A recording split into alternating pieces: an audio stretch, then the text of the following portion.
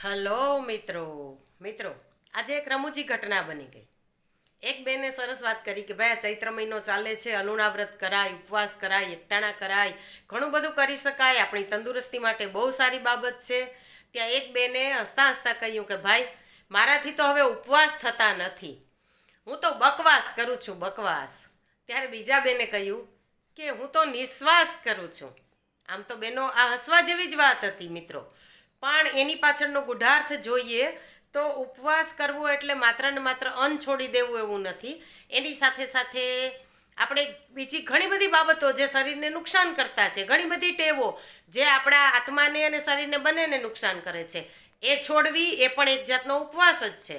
અને ઉપવાસ ન થાય તો બકવાસ.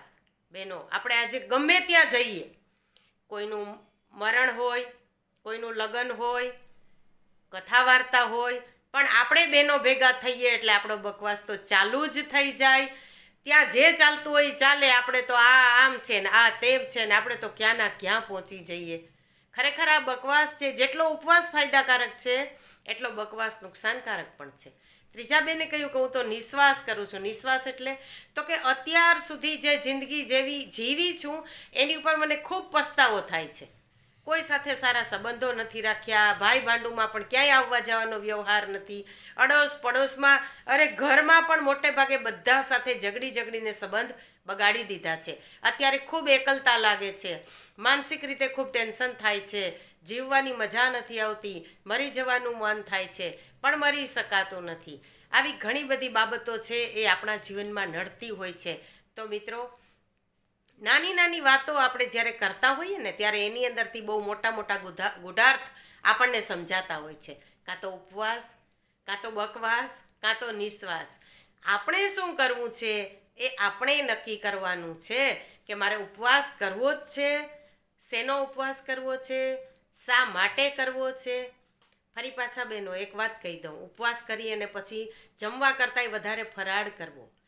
ઘણી વખત તો મેં એવું જોયું છે કે આપણે ઉપવાસ કરીએ અને પછી ફરાળ માટે ઘરના લોકો ઉપર સતત ટેન્શન આપીએ, મારે ઉપવાસ છે.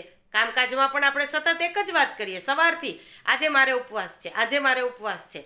ઘરના તમામ પરિવારના લોકો છે સતત ટેન્શન મારીએ કે આને એવું શું બનાવી દઈએ કે આની ફરિયાદ ના આવે, પણ ગમે એવો ફરાળ કરે તોય આપણી ફરિયાદો તો ચાલુ જ હોય.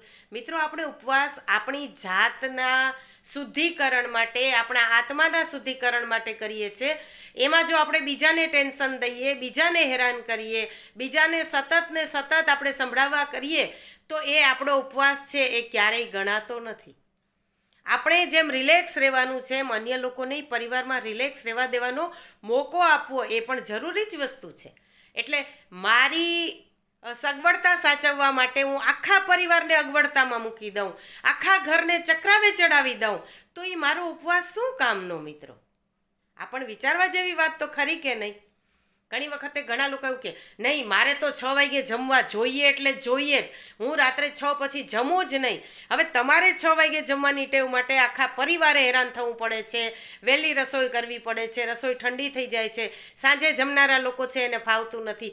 તો એ તમારે 6 વાગે જમી લેવાની ટેવ છે, એ ટેવ તમારા માટે કદાચ ફાયદાકારક હોઈ શકે પણ અન્ય માટે નુકસાનકારક છે. તો આવી ટેવ રાખવી એ ખરેખર નુકસાનકારક વસ્તુ છે.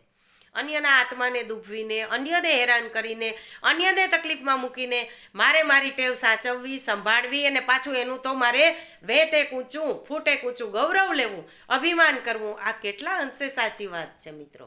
આવી ઘણી નાની નાની બાબતો આપણને જીવનમાં નડે છે અને બીજાને કનડે છે. આપણને નડે છે, અન્ય લોકોને કનડે છે. આવી બાબતો છોડવી એ પણ એક જાતનો ઉપવાસ જ છે મિત્રો.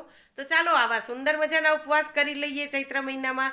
આવતીકાલે નવી વાત સાથે ફરી પાછા મળીશું. ચાલો ત્યારે સૌને જય શ્રી કૃષ્ણ.